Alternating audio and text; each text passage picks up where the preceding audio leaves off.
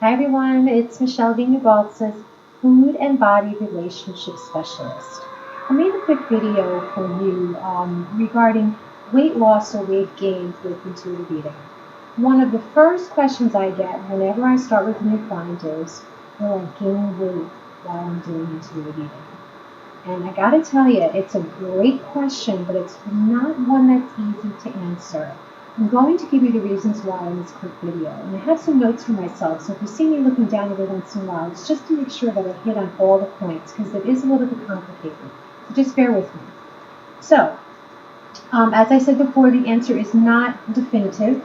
And I don't want that to frustrate you, but I really want to be honest with you because I hate to say you're not going to gain weight and then you do. Because some people do and some people don't. I gained a few pounds, but I didn't gain a lot. I haven't lost much weight, but I'm really okay with that. In the beginning, I will admit that I wasn't. But now I'm much more settled into my body and I'm much happier with where I am, and I'm not looking to lose weight. If I lose weight, that would be great, but it's not something that I'm focusing on. So, a couple of things that you need to ask yourself when you're starting this journey, and when your concern is mainly on weight gain, which again is completely a natural thing to be concerned about. The first question you should ask yourself is, for how long have you been in the deprivation mode, or how long have you been dieting for? Because that will definitely impact how long it will take you to kind of get over all of that and move to the point where you are more comfortable around food, where you're not overeating foods because your body's afraid that it's going to be deprived of those foods again.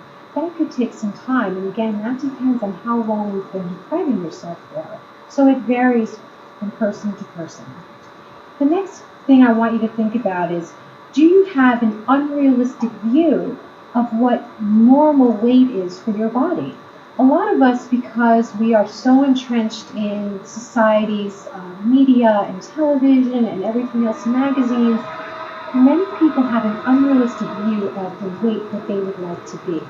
Not everybody wants to look like a stick model, but many people, want to be, for, as example, they want to be like a size 5, but their body's body structure just is not designed to wear a size 5. But that's what they see in the magazines, and that's what they want to be. That's what's called an unrealistic view of what your body should look like, and chances are it's not going to be possible unless you are severely depriving your body of what it needs, which is food. So that also comes into play. The third is, how entrenched are you in the diet mentality? Because this will affect your whole intuitive eating journey, and it's one of the first things that has to be broken down when you start eating, especially in the very, very beginning. Lastly, if you are someone who is genetically predisposed to weigh more than what society standards are, because again, our society has some pretty screwed up views of the way that women's bodies should look. Most of them are not very realistic, though. So, the society standards, and also your own ideas about what weight you should be at. And then the weight loss will likely be challenging for you. And that's something you need to really consider, as I mentioned in the third point.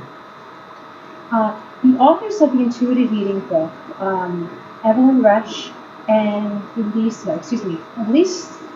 Resch and Evelyn Tripoli, let's get those mixed up, stress many times in their book, titled Intuitive Eating, that in order to assimilate all the freedom that intuitive eating provides, weight loss has got to be kept on the back burner. And they say that all throughout the book, but it's important to say it again. If you are concerned about losing weight from the get-go, you are not going to be able to fully embrace all of the gems that intuitive eating has to offer you, because you will be sabotaging your efforts. There's no way that you can possibly be focusing on your satiety cues when you are concerned about the food you're eating in terms of its caloric content. Because you will always be thinking, if I eat that bagel, that has a lot of calories, that's a lot of carbs, and carbs always make me fat. So therefore, you are not going to pay attention to the fact that your body might want to have a bagel, because you're going to be too afraid that it has too many calories and the carbs are too heavy. I hope that's clear. If you have any more questions, you can reach me at my email address, which is the curlyhairchica@gmail.com, or you can connect with me on Facebook, or you can connect with me in my private Facebook group, Intuitive Eating Support Group, All Foods and Bodies Fit. I hope to see you soon, and thanks so much for watching. Bye-bye.